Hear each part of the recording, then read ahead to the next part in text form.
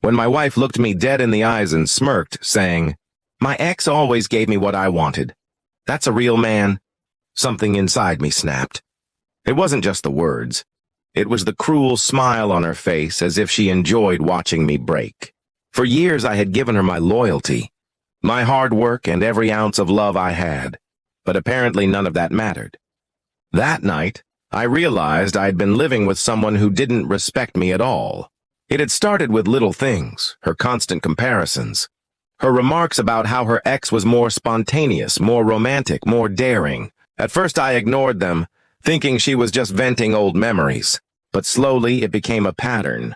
She would throw his name in whenever she wanted to insult me, as though she was keeping him alive in our marriage. When she finally admitted she had been talking to him again, I wasn't even surprised. What shocked me was how shameless she was about it. She didn't hide her phone. She didn't even pretend to feel guilty.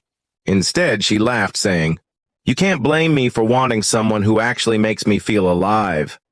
My heart sank, but my anger burned hotter than my sadness. I started watching her more closely after that. She would dress up differently before leaving the house, spraying perfume she hadn't worn in years. She stayed late at work, but her office confirmed she wasn't there. The final proof came when I followed her one evening and saw her stepping into a hotel with him. My chest tightened, but I forced myself to remain calm. This wasn't the time to confront her, it was the time to plan. That night I slept beside her like nothing had happened. She curled up next to me, smelling faintly of someone else's cologne. Every fiber of my being screamed to push her away, to shout at her, but I held it all in, because the more I thought about it, the more I realized she didn't just betray me, she mocked me, and I wasn't going to let her win. Over the next few weeks, I quietly gathered everything I needed: financial records, her texts with him, screenshots, even photos of their hotel meetings. I spoke to a lawyer without her knowing. Every detail was lined up so perfectly that when the time came, she wouldn't even have the chance to defend herself. Meanwhile, I played the role of the clueless husband. I cooked her favorite meals, asked about her day, and pretended to be distracted with work. She grew bolder, even flaunting her affair in subtle ways.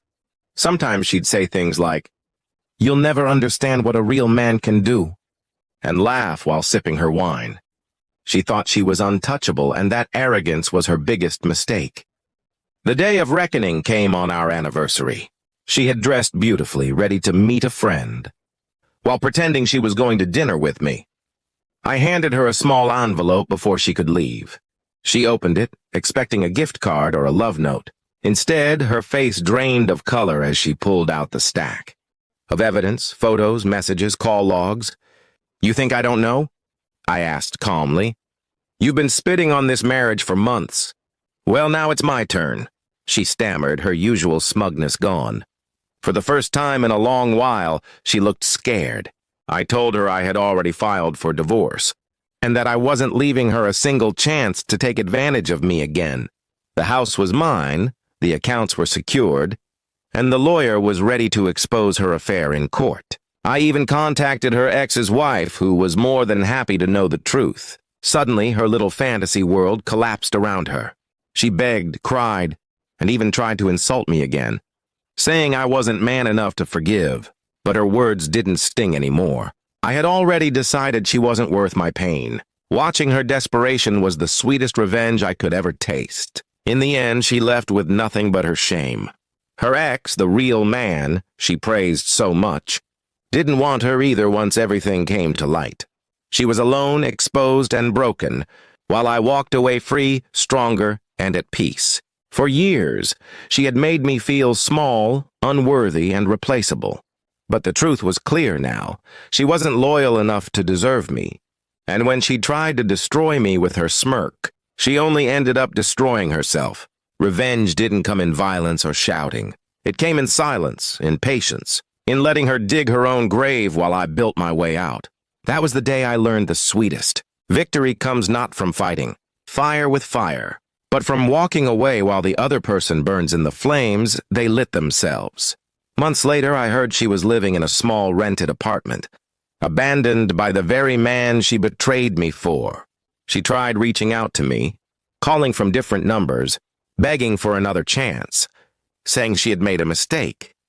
But by then I was already moving forward, building a new life, one where I was no longer compared to her ex or treated like I was less than enough. My revenge wasn't just exposing her, it was proving that I could rise without her. She lost everything she mocked me for not giving, while I gained peace, freedom, and dignity. In the end, her smirk turned into regret, and I walked away, knowing she would spend the rest of her life remembering the man she thought was weak, but who turned out to be stronger than she ever imagined.